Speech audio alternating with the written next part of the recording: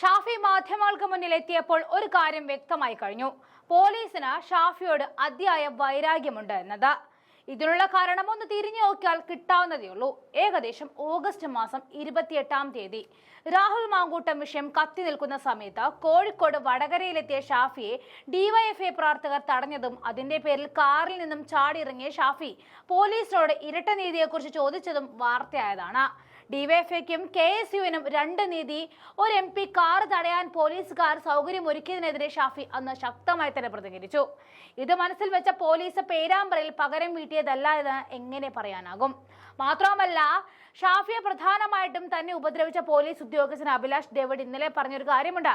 തനിക്ക് അവിടെ ആയിരുന്നില്ല ഡ്യൂട്ടി, താൻ 25 മീറ്റർ ദൂരെ ആയിരുന്നു എന്ന്. ഈ 25 മീറ്റർ എന്ന് പറയുന്നത് ഒന്ന് ഓടിയെത്താവുന്ന ദൂരമേ ഉള്ളൂ.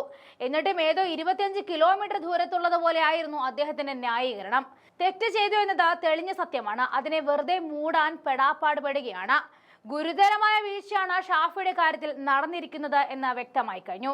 സസ്പെൻഷനിലായ ഒരു പോലീസുകാരനെ MP മനഃപൂർവ്വം ഉപദ്രവിക്കുക, ഇതാണ് നമ്മൾ ഇന്നലെ ഷാഫി പുറത്തുവിട്ടപ്പോൾ കണ്ട കാര്യം. എന്നാൽ ഷാഫി കൊളുത്തിയ തീ ചെറുതല്ല എന്നിപ്പോൾ മനസ്സിലാകുകയാണ്. അഭിലാഷ് ഡേവിഡിനെതിരായ നടപടിയിൽ കമ്മീഷൻ നൽകിയ കാരണം കാണിക്കൽ നോട്ടീസ് പുറത്തു വരുമ്പോൾ നമ്മൾ മനസ്സിലാക്കുന്നത് അഭിലാഷ് ഡേവിഡിന് ലഭിച്ച പീഡന പരാതിയിൽ തുടർ നടപടി സ്വീകരിച്ചിട്ടില്ല എന്നതാണ്. ഗുരുതരമായ വീഴ്ചയും കൃത്യവിലോപവും ഉണ്ടായി എന്നും നോട്ടീസിൽ പറയുന്നുണ്ട്. സർവീസിൽ നിന്ന് നീക്കം ചെയ്യാൻ തീരുമാനിച്ച തിരുവനന്തപുരം സിറ്റി പോലീസ് കമ്മീഷണറായ CH നാഗരാജു ആയിരുന്നു കാരണം കാണിക്കൽ നോട്ടീസ് നൽകിയത്. എന്നാൽ സർവീസിൽ നിന്നും താൽക്കാലികമായിട്ടാണ് നീക്കം ചെയ്തത്. പിന്നീട് അഭിലാഷ് ഡേവിഡിന്റെ വിശദീകരണം ശരിവെച്ചുകൊണ്ട് ജോലിയിൽ തിരിച്ചെടുത്തു. ഷാഫി പറമ്പിൽ മർദ്ദിച്ചുവെന്ന ആരോപണം നേരിട്ട ഉദ്യോഗസ്ഥനാണ് അഭിലാഷ്. പേരാമ്പ്ര സംഘർഷത്തിൽ Shafi Parambil മർദ്ദിച്ചതിൽ control room CI Abhilash ഡേവിഡിനെതിരെ കടുത്ത ആരോപണമാണ് ഉയർന്നത്. കറുത്ത ഹെൽമറ്റ് ധരിച്ച പോലീസുകാരനാണ് ഷാഫിയെ മർദ്ദിച്ചത് എന്നായിരുന്നു CI അഭിലാഷിന്റെ വാദം. എന്നാൽ കാക്കി ഹെൽമറ്റ് ഇട്ട പോലീസുകാരൻ ഷാഫിയെ മർദ്ദിക്കുന്നതായിട്ടാണ് ദൃശ്യങ്ങളിലുള്ളത്. ഷാഫിയെ മർദ്ദിക്കുന്ന സമയത്ത് താൻ അവിടെ ഉണ്ടായിരുന്നില്ല എന്നും താൻ ധരിച്ചത് കാക്കി ഹെൽമറ്റ് ആണെന്നും കറുത്ത ഹെൽമറ്റ് ധരിച്ച ആളാണ് ഷാഫിയെ മർദ്ദിച്ചതെന്നും CI പറഞ്ഞിരുന്നു. ഷാഫിയുടെ തൊട്ടു മുന്നിൽ നിൽക്കുന്ന കാക്കി ഹെൽമറ്റ് ധരിച്ച ഒരു പോലീസ് ഉദ്യോഗസ്ഥൻ ഷാഫി പറമ്പിലിനെ ലക്ഷ്യമിട്ട് മർദ്ദിക്കുന്നതായിട്ടാണ് ദൃശ്യങ്ങളുള്ളത്.